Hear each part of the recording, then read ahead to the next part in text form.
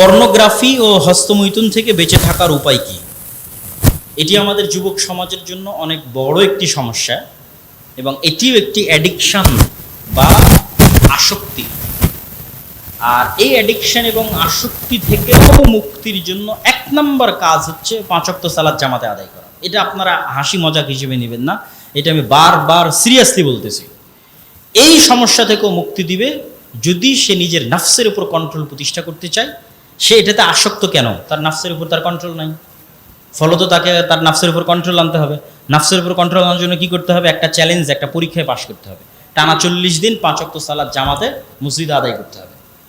তাহলে তার নাফসের উপর কন্ট্রোল ক্ষমতা প্রতিষ্ঠিত হবে, এই ধরনের অ্যাডিকশন কমে আসবে। বন্ধু বান্ধবের সাথে থাকার চেষ্টা করতে হবে, ভালো বন্ধু বান্ধবের সাথে মেশার চেষ্টা করতে হবে। 3 নাম্বার, একাকিত্ব এড়িয়ে চলতে হবে। রাসূলুল্লাহ সাল্লাল্লাহু আলাইহি সাল্লামও যখন মানুষ সফর করত তখন তিনি বলেছেন কেউ যেন একাই সফর না করে। একাই সফর করলে দ্বিতীয়জন শয়তান সফর করে। এরকম আরও বহু ক্ষেত্রে একাকিত্বকে নিরুৎসাহিত করা হয়েছে। কোনো ছেলে কোনো মেয়ের সাথে যেন নির্জনে একত্রিত না হয়, তখন সেখানে তৃতীয়জন শয়তান অবস্থান করে। তো চেষ্টা করতে হবে একাকিত্বকে এড়িয়ে চলা।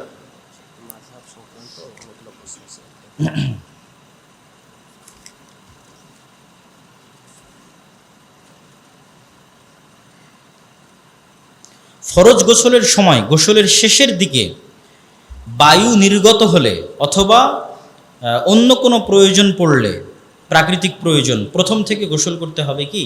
জি না, গোসলের সাথে এটির কোনো সম্পর্ক নাই। আপনি গোসল করছেন অন্য আর একটা কারণে, সেই কারণ তো আর আসেনি।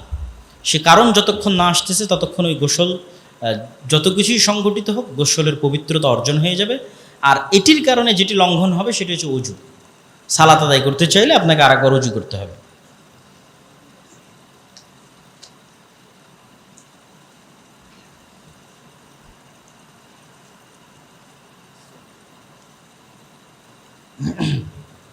শায়েখ, 10 বছর বয়স হলে পিটিয়ে নামাজে নিয়ে যেতে হবে।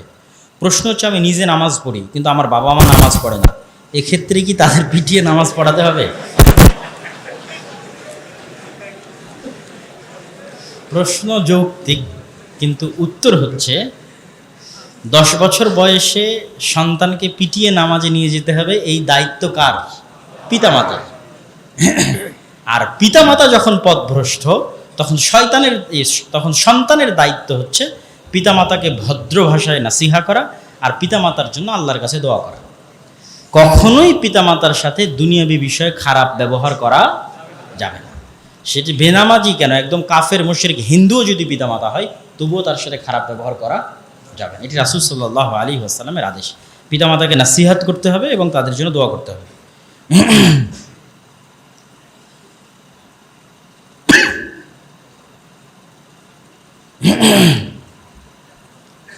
রাস্তায় ছাত্রছাত্রীরা হাত এবং ঘাড় ধরে ঘুরে বেড়ায়, এই সম্পর্কে কিছু বলবেন কি?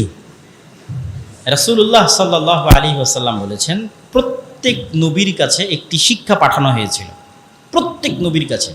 সেই শিক্ষাটা হচ্ছে লজ্জা। প্রত্যেক নবীর কাছে কোন শিক্ষাটা ছিল? লজ্জা। প্রত্যেক নবী লজ্জাশীল ছিলেন। মানে পৃথিবীতে যত নবী এসেছে তাদের কমন বৈশিষ্ট্য কি? তারা কি ছিলেন? লজ্জাশীল ছিলেন। এবার আপনি বলতেছেন, ইজা লাম তাস্তাহি ফাসনা মা শি'ত। যদি তোমার লজ্জা না থাকে তাহলে দুনিয়াতে গুনাহ করা তোমার জন্য কঠিন কিছু নয়, সকল গুনাহের রাস্তা তোমার জন্য সহজ যদি তোমার লজ্জা না থাকে।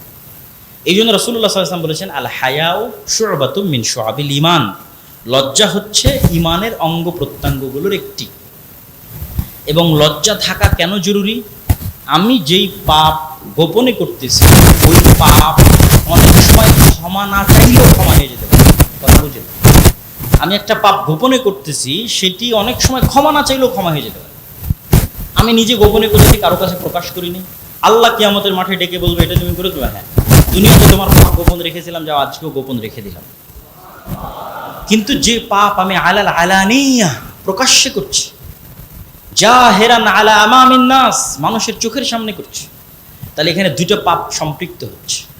এক, আমি পাপটা করছি, আর আরেকটা হচ্ছে আমি প্রকাশ্যে ইসলামের একটা বিধানকে লঙ্ঘন করার মাধ্যমে আল্লাহর বিরুদ্ধে, আল্লাহর শাসনের বিরুদ্ধে, আল্লাহর বিধানের বিরুদ্ধে আমার অহংকার এবং আমার বেপরোয়া মনোভাব প্রকাশ করছি, তখন এই পাপটা ছোট হলেও প্রকাশ্যে হওয়ার কারণে কবিরা গুনাহে পরিণত হয়ে যায়, এবং এটি তখন আর তওবায় ছাড়া ক্ষমা হওয়ার কোনো রাস্তা নেই। কেননা সে একে তো পাপ করছে, দ্বিতীয়ত সে প্রকাশ্যে আল্লাহর বিধানকে লঙ্ঘন করছে। অর্থাৎ প্রকাশ্যে আল্লাহর বিধানকে লঙ্ঘন করাতে মানুষের চক্ষু লজ্জা থাকতে হবে, এবং ছাত্রছাত্রীদেরও চেষ্টা করতে হবে এই বিষয়ে কাউন্সেলিং করার, দাওয়াত দেওয়ার, পজিটিভ ওয়েতে, not a negative way, positive ওয়েতে কাউন্সেলিং করার এবং লজ্জা বৃদ্ধি করার। কৃষ্টি কালচারের মধ্যে, সংস্কৃতির মধ্যে, পরিবেশের মধ্যে লজ্জার কালচার তৈরি করার, এবং অন্তত প্রকাশ্যে আল্লাহর বিধানকে লঙ্ঘন না করার কালচার তৈরি করা। আল্লাহ সুবহানাহু ওয়া তাআলা আমাদের তৌফিক দান করুক, আল্লাহুম্মা আমিন। আমরা আমাদের ক্যাম্পাসে বামপন্থী মানুষদের দেখতে পাই, তারা তাদের কালচার বা ইসলাম বিদ্বেষী মনোভাব ডেভেলপ করে। আমরা আমাদের জায়গা থেকে তাদের কীভাবে প্রতিহত করতে পারি?